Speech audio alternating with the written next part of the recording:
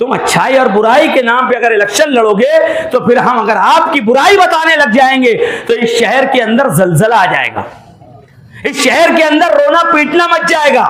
अगर हम हकीकत बोलने पर आ गए मुफ्ती साहब और हकीकत में अच्छाई और बुराई के इलेक्शन का मामला अगर हमने अपने हाथ में लिया है कि बीवी शौहर के हर सुख और दुख में, जिंदगी के हर मोड़ पर अपने शौहर के साथ कांधे से कांधा लगाकर खड़ी रहती है, इसलिए यह रिश्ता सबसे मजबूत रिश्ता कहलाता है। अवाम और कायद का रिश्ता, अवाम और लीडर का रिश्ता, ये उसके बाद आता है। अगर बीवी अपने शौहर के वक्त खड़ी नहीं रहेगी बुरे वक्त में, तो अल्लाह के नबी सल्लल्लाहु ताला अलैहि वसल्लम ने उसके लिए बहुत सारे फरमान जारी किए हैं कि किस तरीके से उसे अपने शौहर का वफादार रहना है। कायद का रिश्ता जो होता है दुनिया के अंदर, लीडर का जो रिश्ता होता है, उस रिश्ते को खुद हुजूर नबी करीम सल्लल्लाहु ताला अलैहि वसल्लम निभा के बता के गए हैं कि कैसे इस रिश्ते को निभाया जाता है, यह रिश्ता कैसा होता है।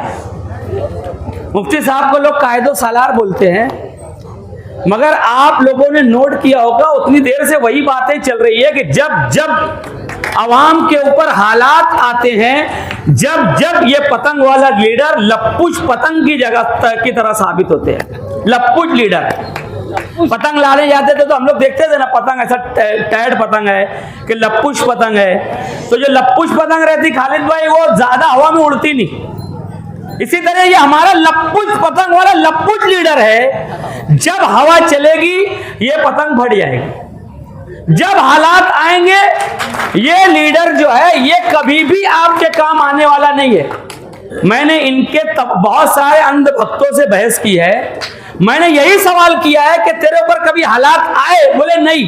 बोले जो दिन तेरे ऊपर हालात आएंगे, जो दिन कोई मसले से तू दो चार होगा, उस दिन मुफ्ती साहब के पास चले जाना, उस दिन तू उनका साथ छोड़ देगा। लॉकडाउन में आपके साथ नहीं थे, बकरीद वाले मसले में आपके साथ नहीं थे, जब जब ईदगाह वाले मैटर में आपके साथ नहीं थे, बकरीद पे जानवर पकड़ा के आपके साथ नहीं है। जब जब शहर और कौम के ऊपर हालात आएंगे ये भाग जाएंगे, ये कभी अवाम के साथ नहीं रहेंगे, और अगर साथ रहेंगे और अदाकारी करेंगे, लीडरी करेंगे तो इंजॉय करेंगे। माए बहनें सुबह से परेशान है बैंक में जाके मुस्किया के, तुम्हारा पैसा कहीं जाएगा नहीं, तुम लोग टेंशन मत लो, सब घर जाओ, कल आना।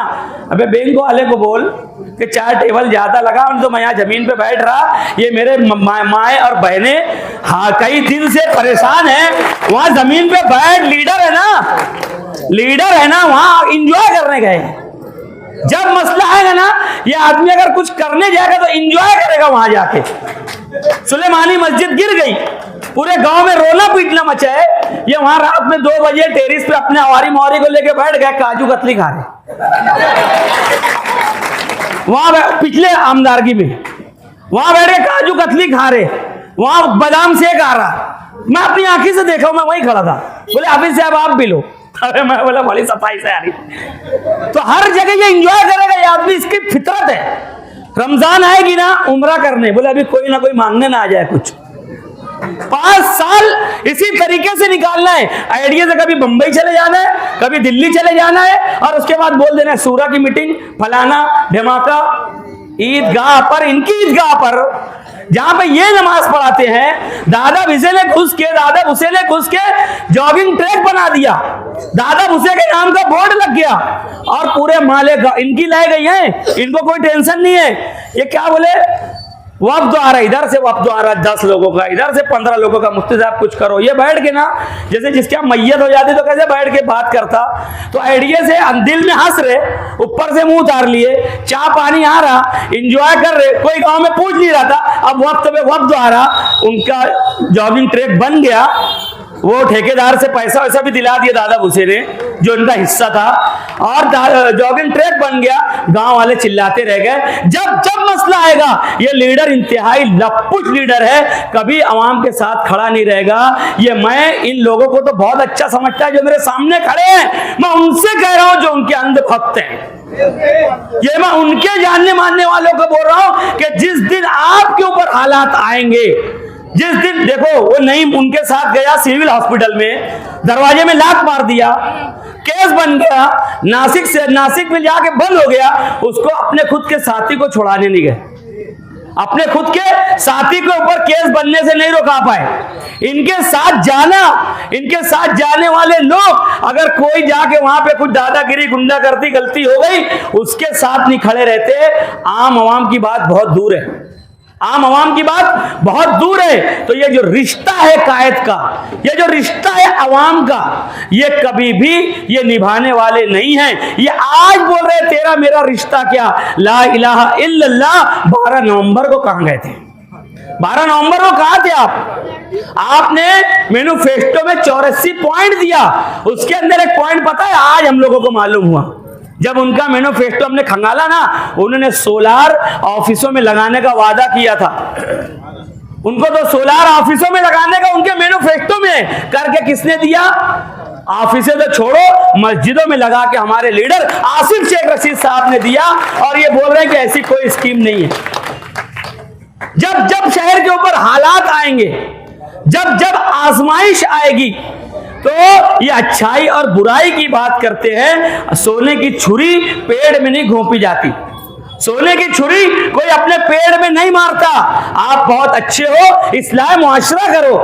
इलेक्शन का मौजू तामीर और तरक्की है। 5 साल आपने क्या किया, आपने क्या वादा किया था, उसमें से कितना मैनिफेस्टो पे आपने अमल किया?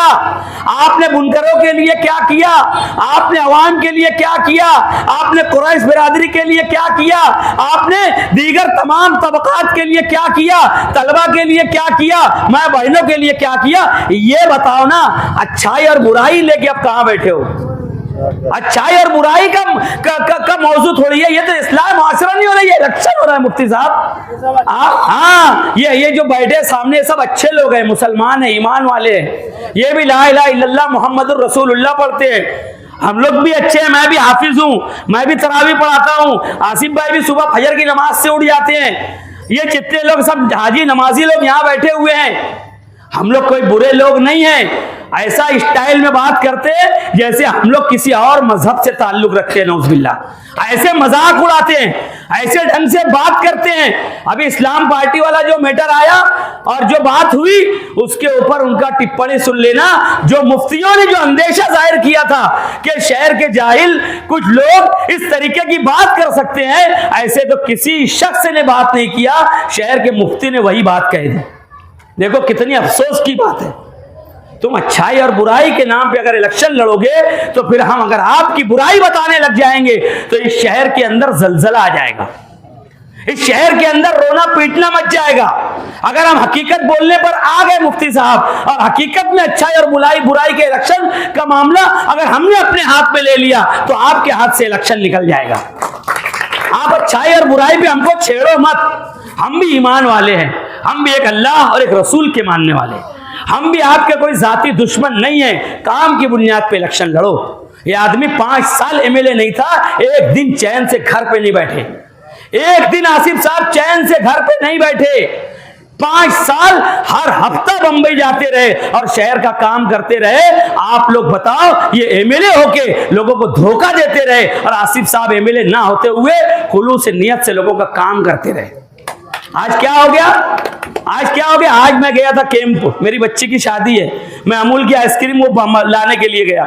छोटी छोटी गलियों में अंडरग्राउंड गटर और नई सीमेंट रोड बनी हुई है, आप जाके देख लो। वहां पे सब काम 5 साल में पूरा हो गया। ये हमारा वाला लीडर अभी सिर्फ बोल रहा है, संग बुनियाद रख रहा है और लिस्ट सुना रहा है, संग बुनियाद रख रहा है और लिस्ट पढ़ रहा है। बोले इतने करोड़ का काम होगा। अरे भाई, दूसरों के तो इफ्तिताह हो गए, तुम अभी संग बुनियाद की बात कर रहे हो। तुमने तो ऐसे 40 काम का भी कुदाल मारी थी, कोई काम नहीं हुआ।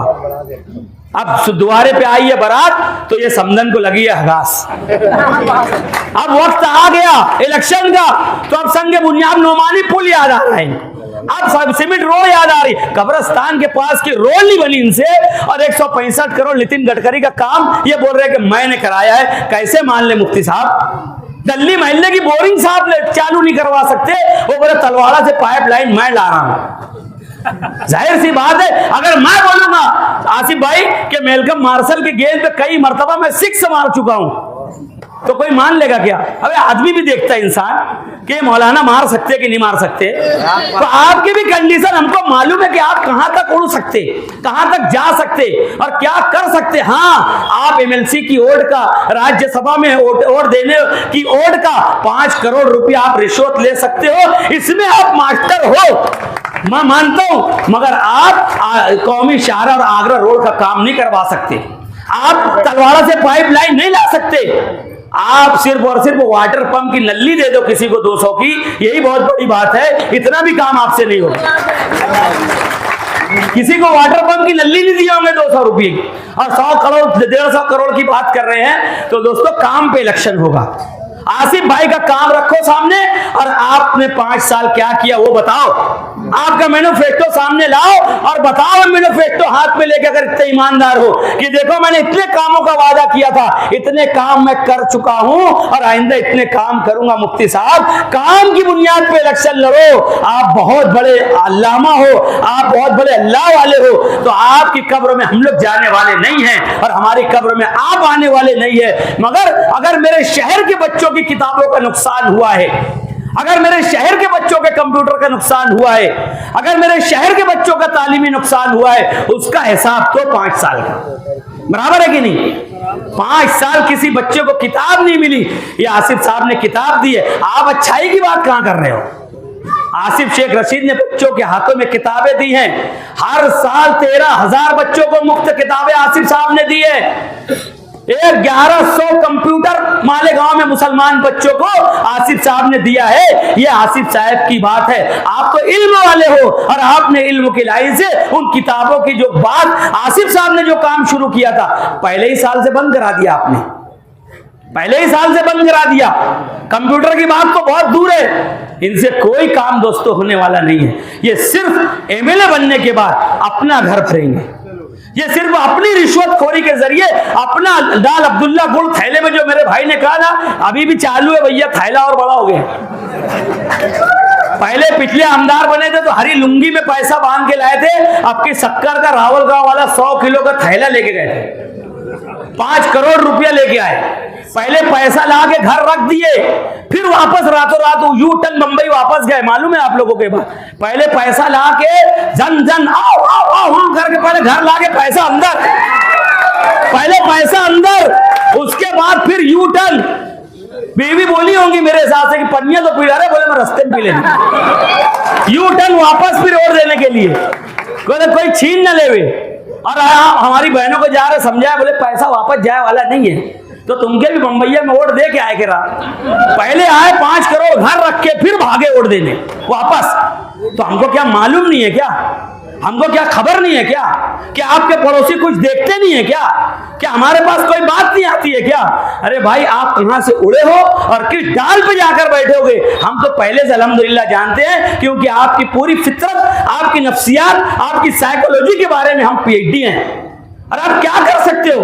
अवाम के लिए कुछ नहीं कर सकते, अवाम के लिए कुछ नहीं कर सकते दोस्तों। अवाम के लिए करने वाला लीडर ये है जो 5 बजे रात को उठता है, अपने हाथ से चाय बनाता है, नाश्ता करता है, और उसके बाद जिक्र अस्कार करने के बाद अवाम के काम के लिए निकल जाता है। ये अवाम का काम करने वाला लीडर, जिसने 110 मसाजिद में सोलार पैनल इतने नाजुक वक्त में लगवाया है कि जब इस वक्त तो कोई काम करना पॉसिबल नहीं था, आचार संहिता लगने वाली थी, जब भी इन्होंने सोलार पैनल वाला 5 करोड़ रुपए का काम मस्जिदों की छत तक पहुंचाया है। ये खुलूस के जरिए मुमकिन होता है, रात दिन एक करने की वजह से मुमकिन, मुनाफिकत की वजह से नहीं होता। अगर लीडर मुनाफिक रहेगा कभी काम नहीं कर सकता।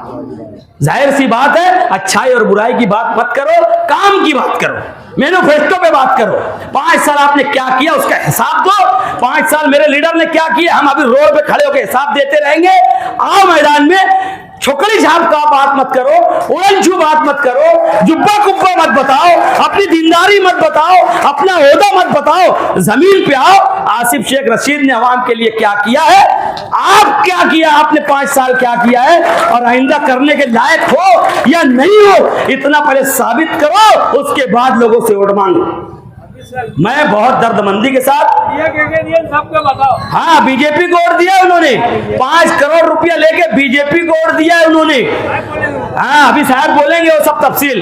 खैर, मैं बहुत आप लोगों से गुजारिश करता हूँ, आसिफ भाई के लिए तन मन धन से मैं हाथ जोड़ के अपने बुजुर्गों से कह रहा हूँ कि रशीद साहब चले गए हैं, अब आप लोग आसिफ साहब के सर पे हाथ रख दो। दोस्तों, ये जो नौजवान है, आसिफ साहब के कांधे पे कांधा लगा दो और आसिफ साहब को चुन कर लाओ। मेरी माँ और बहनें अगर कहीं से सुन रही हैं, आसिफ साहब के लिए दुआएं करें और वोट दे। इतना कह के मैं अपनी बात खत्म करता हूं।